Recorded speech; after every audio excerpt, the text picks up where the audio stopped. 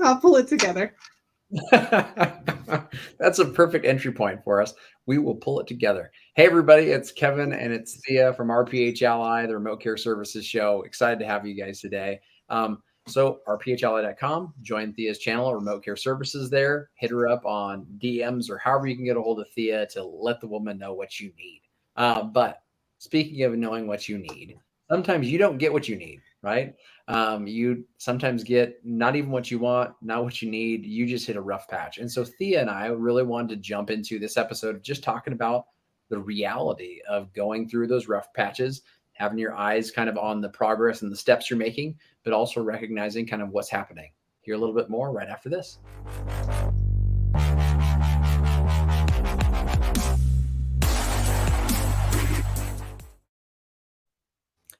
So Thea, we have last week's like episode of us just talking about the raw components, and you were looking through the spreadsheet of going, wow, Kevin, we've covered like all the like you got to do this today, pull the trigger now, get her done.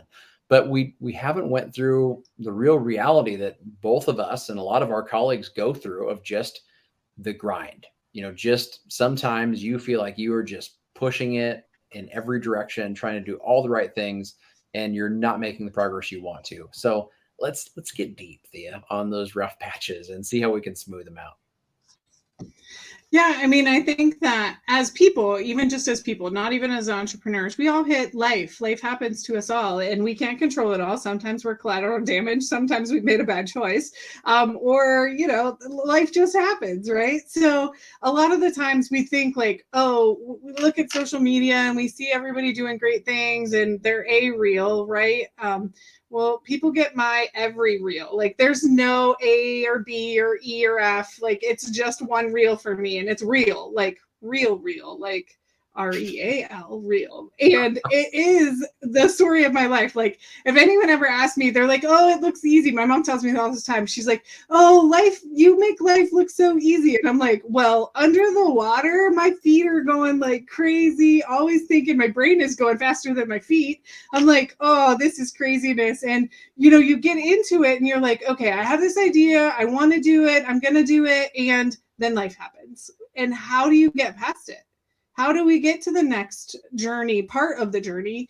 And who's the long for helping us? And what do we need to get there? Like what skills do we need? And we've kind of talked about that in over the course of the last few weeks is, we talked about what are great entrepreneurial like characteristics of persistence, consistency, knowing when to ask for help and doing it, and just actually getting in motion is a lot of the hard stuff.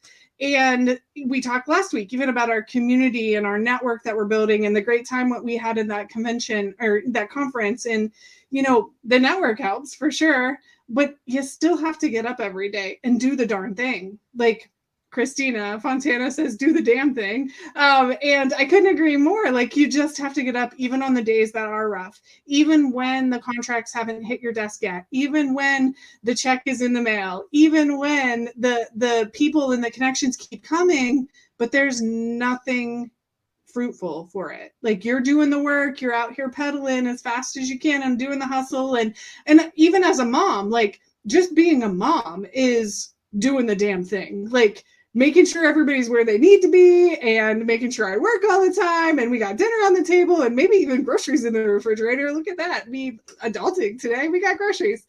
It really is crazy what we put ourselves through. And as entrepreneurs, it gets even harder. So, I just wanted to like really come out today and share that the rough patches happen to us all. In February of this year, I was ready to give up.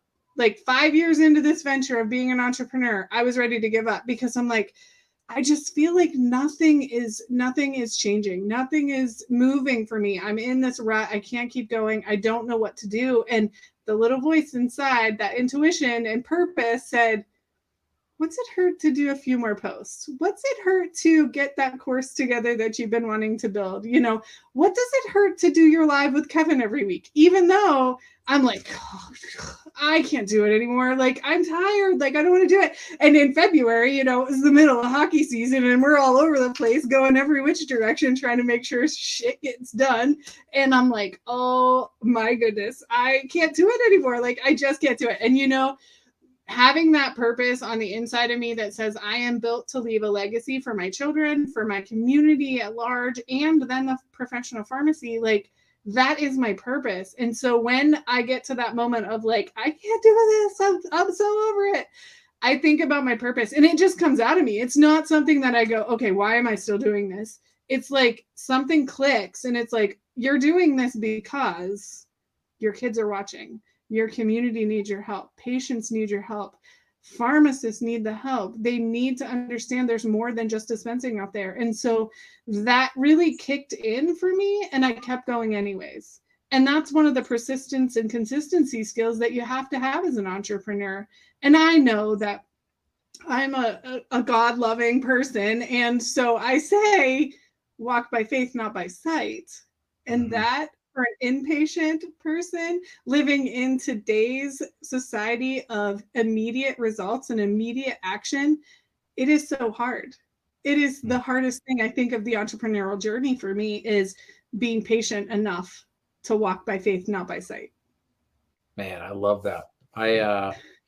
Quick Kevin life story. So I think my pillow is upstairs in my bedroom, right? But I've been traveling pretty much nonstop for the last month, just doing RPH Ally things, doing family vacation, and then helping this last weekend for 4 or 5 days in a row, helping my mom and dad move. So they've got a small little farm where they've accumulated stuff for basically 40 years.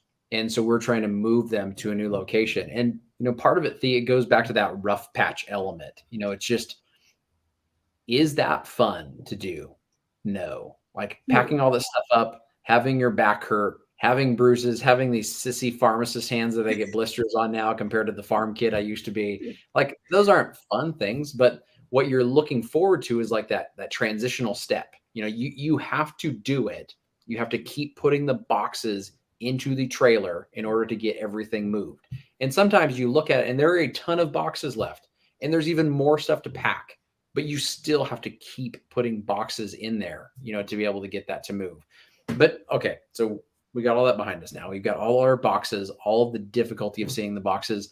How do you keep track, Thea, of progress? Because I think that's an important piece that a lot of people forget is just those little wins, like just the little wins and really celebrating them and connecting those steps along the pathway. So you're not always looking so far ahead that you're missing all those little moments. I mean, how do you do it and what do you focus on? Yeah, I said, I just posted that, rough patches don't undo your progress. And that is so true. It rung true to me today. And then I got to thinking about our conversation today. And I'm like, I have to talk about this because it really is true. And the way I got through February was my intuition saying, just keep going. You got this. You just keep going. You're doing the thing. You're here for a reason. But every day I had to say, is it still the right reason?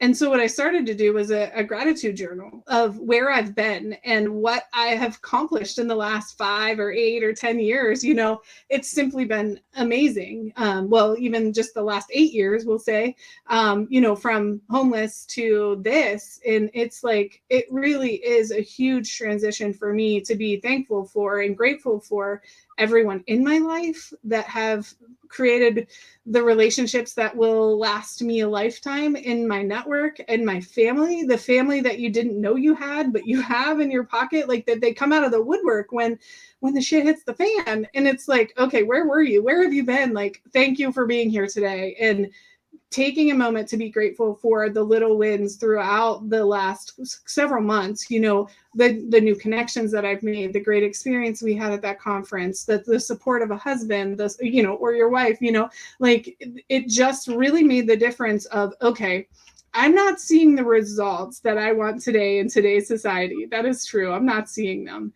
But I know that every day I'm better than I was yesterday because people are coming anyways. the connections are hitting my inbox and like major things are happening. But I have to be patient because I need to nurture them and really put out results first, and really nurture the folks that are coming into my ecosystem and really helping me hone my skills of what I'm delivering on, and how that evolves into a relationship with every single person I talk to. I want to see them succeed. That's who I am as a person. And so, even if I'm just meeting people, like even if people are just booking a discovery call with me because they want to learn more about chronic care management, remote patient monitoring, whatever it is, go to my website, look it up. You can click the button and it'll put you on my calendar. And it's me you talk to. It's not someone else. It's me. And those relationships and building those relationships reminds me of my purpose every time. My face hurts by the end of the day because I'm done smiling the whole time on camera, because I light up when I get to talk about this stuff. It is simply amazing to me the impact that pharmacists can have outside of dispensing if we opened our box up a little to look. And so the gratitude journal, the meditation that I do every day now has really helped as well calm me for that patience, really pull me back and say, okay, I've got this. Patients are here with me today. I will have this moving forward, and I'm going to be grateful for what I have and make more relationships to make great contracts or great friends or great network down the road, because that is all what it's about in business today, is the network that you can bring together and the relationships that you can build. Because we all know AI is getting involved, but when was the last time you had a nice conversation with a colleague? And does it matter more than what I can put on Facebook? Probably, because we talked, I'll point out to the picture above my diploma back there. Kevin and I were just talking about that nice picture my son made for me on the rough days. He put that up there so that everyone could see it. I love it, Thea. I think that the gratitude journal is fantastic. Personally, I always like to do a time reset. So basically, like taking yourself and saying, Thea, if you had to do it all over again and you knew you would make the progress that you have today, like you were you today, would you start that business? Like, would you push forward from it at the juncture you are now? And I think that's the one difficult thing for us to look at, is we're always thinking about the next step, the next sale, the next member, instead of going, holy cow, like we went from nobody knew who you were to now becoming a voice inside of the space, right? For folks to be able to look to, for industry to be able to look to, for expertise, for understanding, all of those things. And I hope for the folks that are listening, like in the remote care services show, if you're listening, you guys have questions or you guys have advice that you'd like to share, please plug them across. But that's one thing for, I guess, me that really helps, is just doing that reset of really going, look at where you've come, like do a rear view mirror check, to see all the things that have happened up to now and see the potential of the business, whatever you're working on from here forward, and everything that is gained, over that period of time. So that's been great. The other one for me is just getting out of my own head, Thea, is really just like taking that breath during the day and stepping outside, or having just a level of patience with yourself. Like you don't have to conquer everything by tomorrow. And yes, I think that's yes. So that's one thing that can really give yourself a lot of grace, and just going, I'm going to do it. Like I'm going to keep putting the effort and I'm going to keep doing it. But I'm not going to push myself to the point where I'm just exhausted and burn out. I'm going to do it so I can still enjoy it and still be able to see that vision and passion long term. And for me, I mean, remote care services, like when I think of it, it's a real gateway. Like it is a gateway opportunity to do so many things that people love. Now you have a payment mechanism to be able to walk that through. And, when you and I are talking to Christy and several other individuals kind of recently about remote care services and how that can play a role in whatever their business models are, that's why I'm so passionate, because I feel like if they can see to that point where it's like, there is no revenue, like I can't get people to pay this. It's like there is a revenue opportunity, and it's already written in incident to billing. I have the conversations so often with all kinds of leaders in the space that are like, we have to take advantage of the things that are presented to us today.